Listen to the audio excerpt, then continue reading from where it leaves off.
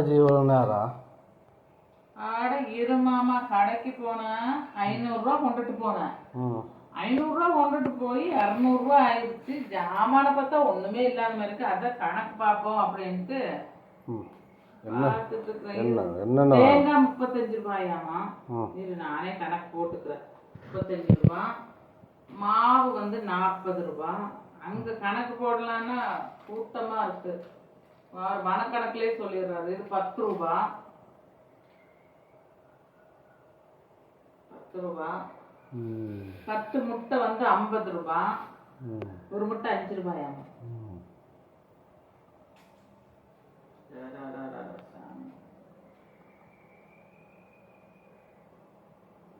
கணக்கு போட்டேன்னா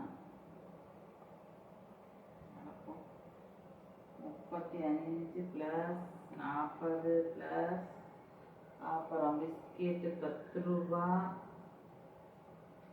முட்டை 50 ரூபா,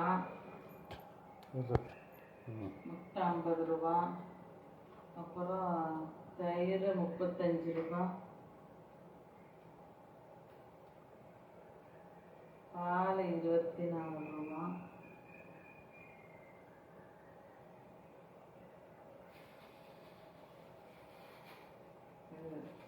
சரியா போச்சு. 200 ரூபா. 5 ரூபா. 5 ரூபா சரியா போச்சு. இல்லை, 1 ரூபா அந்த அண்ணன் தான் தரணும். 1 ரூபான்னாலும் ஒரு கஸ்டமர்கிட்ட 1 ரூபா எடுத்தா எத்தனை பேர்கிட்ட எடுப்பாங்கப்பா?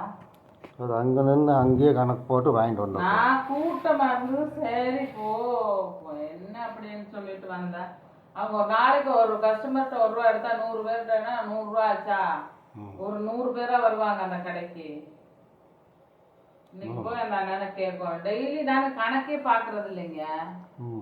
அவசரத்துல வாங்கிட்டு வந்துடுறது. 1 ரூபானாலும் காசு தானே.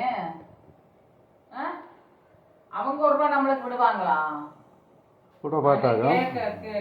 கேட்டேதான் ஆகும் அந்த அண்ணங்கிட்ட. அப்புறமா போய் கேட்டுக்கிறலாம்.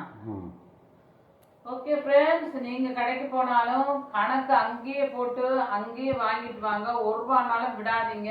ஏன்னா நம்ம காசு யாருக்கும் வேண்டாம், யார் காசும் நம்மளுக்கு வேண்டாம். ஓகே ஃப்ரெண்ட்ஸ், உங்களுக்கு பிடிச்சிருந்தா லைக் பண்ணுங்க, ஷேர் பண்ணுங்க, கமெண்ட் பண்ணுங்க. Okay friends, bye bye, see you.